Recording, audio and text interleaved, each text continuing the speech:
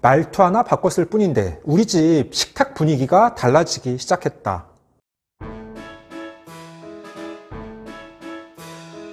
안녕하세요. 반갑습니다. 초등교사 해피 이선생입니다. 오늘은 아이와의 대화법에 대한 괜찮은 책 한 권을 소개해 드리겠습니다. 책 제목은 아이와의 관계는 아빠의 말투에서 시작됩니다. 이고 새 아이의 아빠이자 커뮤니케이션 전문가인 김범준 님이 집필했습니다. 다산 에듀에서 2021년 11월에 나온 신간이고 책 가격은 15,000원, 분량은 255쪽입니다. 제가 이 책을 읽어보려고 거실에 잠시 뒀는데 중학교 1학년 아들이 먼저 읽어보고 저에게 꼼꼼하게 읽어보라며 권해준 책이기도 합니다. 과연 서툴지 않게 진심을 전하는 대화법이 무엇인지 지금부터 자세하게 살펴보겠습니다. 출발! 이 책의 차례를 보면 들어가는 말과 총 5장, 그리고 나오는 말로 구성되어 있습니다. 먼저 각 장의 제목을 읽어보면 1장, 아빠랑 더 무슨 말을 해? 2장, 아이를 주눅들게 하는 말 습관. 3장, 비교하고 차별해서 미안해. 4장, 아이들은 부모의 말을 먹고 자란다. 마지막 5장, 좋은 관계는 스몰 토크부터. 먼저 들어가는 말의 제목은 우리 가족 행복을 위해 제출하는 아빠의 반성문입니다. 그중 일부 내용을 소개해 보겠습니다. 쓰기 힘든 원고였습니다. 세상은 저를 커뮤니케이션 전문가라고 부릅니다. 하지만 그건 비즈니스 분야에 한정된 이야기입니다. 정작 가족, 특히 아이들과의 커뮤니케이션은 낙제점이었습니다. 그래서 용기를 내보기로 했습니다. 사람은 10살 무렵이 되면 대부분의 사고와 행동 패턴이 정해진다고 합니다. 이 중요한 시기를 보내는 아이들에게 나는 과연 아빠로서 현명하게 행동했을까? 아닌 것 같습니다. 그동안 저질렀던 치명적인 실수들을 부끄럽지만 이제부터 고백하려 합니다. 이건 저도 비슷하게 느낍니다. 학교에서는 선생님인데 가정에서는 아빠입니다. 아이들에게 늘 좋은 이야기, 바르게 행동하라고 강조하는데 막상 집에서 제가 가끔 TV나 유튜브 영상을 보면 제 아이의 눈치를 보게 됩니다. 제 아이는 아직 스마트폰이 없는데 저는 유튜브를 한다는 핑계로 손에서 스마트폰을 놓지 않습니다. 저도 반성합니다. 그러면 각 장에서 하나씩의 이야기를 소개해 보겠습니다. 1장에서는 쿨함과 권위 사이에서 균형을 맞추는 법, 일부 내용입니다.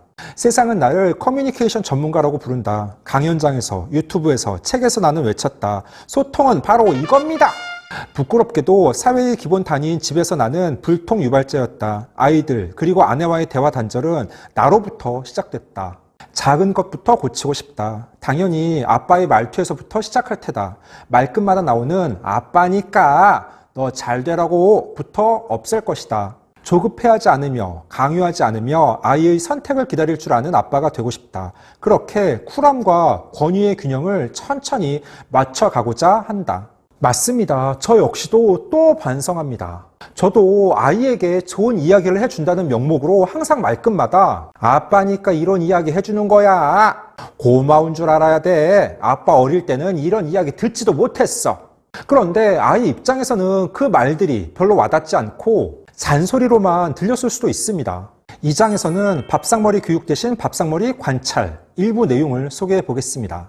밥상머리 교육이라는 말이 있다. 단어가 뭔지 마음에 들지 않는다. 밥상머리는 교육의 장소가 아니라 관찰의 장소여야 한다. 밥알을 튀기며 아이들에게 함부로 말하는 태도는 당장 그만두어야 할 나의 잘못된 습관이었다. 밥상에서 아빠가 해야 할 건 아이의 고단함을 잘 살피고 보살펴주면서 어떻게든 아이들이 맛있게 밥을 먹게 하는 것, 오직 이것뿐이다. 사실 밥상머리 교육은 학교에서도 강조합니다. 가정교육 차원에서 가족끼리 식사를 할 때 적절한 교육이 필요하다는 뜻입니다. 하지만 식사는 즐거운 분위기에서 맛있게 먹는 게 우선입니다. 밥상머리 교육이라는 명목으로 부모님이 자녀를 질책하며 혼낸다면 먹는 음식들이 제대로 소화되기도 어렵습니다. 반면 요즘은 워낙 다들 각자의 일정이 있고 바쁘기 때문에 식사 시간 그나마 가족들이 모임으로 그때 대화를 하는 것은 어느 정도 필요합니다. 그래서 너무 교육에 중점을 두기보다는 아이들을 관찰하며 부모는 주로 듣는 입장을 취하는 방향으로 절충을 하는 것도 바람직하다고 생각합니다. 그쵸, 여러분? 다음으로 3장에서는 아빠의 경험은 그때 그 시절에만 옳았을 뿐이다. 일부 내용입니다. 잘 모르면 말하지 말아야 하는데 나는 그렇게 하지 못했다. 나와 아이 사이에는 30년이라는 세월의 강이 있다. 그 변화를 나는 무시했다. 학업과 성적 때문에 어려움을 겪는 아이들에게 아빠인 내가 해야 할 말과 행동은 단 두 가지였다. 첫째, 힘들지? 라는 말.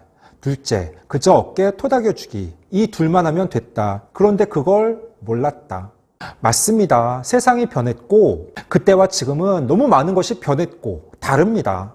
아빠는 학원도 안 다니고 혼자서 수학 정석이랑 성문 종합 영어를 몇 번씩 공부했어. 너는 지금 편하게 공부하는 줄 알아? 이런 말은 아이 입장에서는 이해가 안 되죠. 아빠의 눈이 아니라 아이의 시선에서 이해하려 노력해야 진정한 대화를 할 수 있습니다. 4장에서는 아빠의 욕망을 아이에게 강요하지 말 것 일부 내용을 소개해 보겠습니다. 너는 무조건 잘할 수 있어. 내가 아니면 누가 해. 1등 못할 게 뭐야.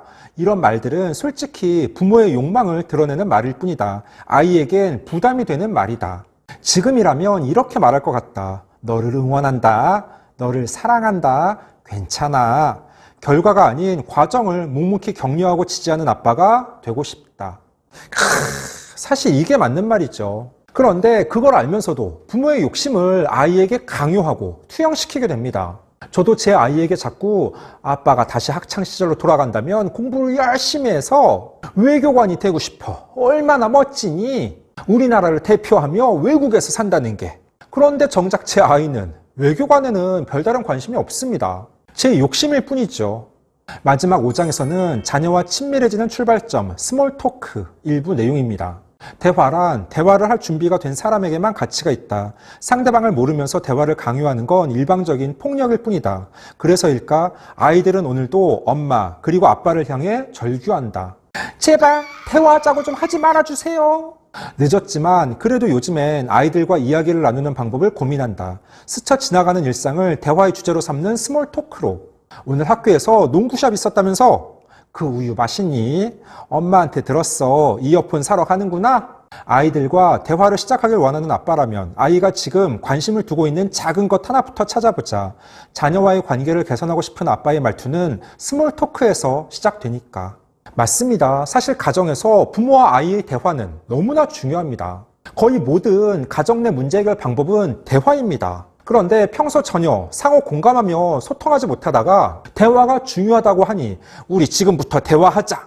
이렇게 한다고 대화가 되지 않습니다. 그래서 아이가 관심을 갖는 소소한 일상의 내용으로 스몰 토크를 시작하는 게 대화의 물꼬를 트는 좋은 방법이라고 생각됩니다. 나오는 말의 제목은 나는 정말 아빠다운 아빠가 되었을까입니다. 그중 일부 내용입니다. 지금, 아니 언젠가 아이들이 아빠라는 단어를 머릿속에 떠올렸을 때 유쾌하지 않은, 아니 거추장스러운 그 무엇으로 생각하지 않았으면 좋겠습니다.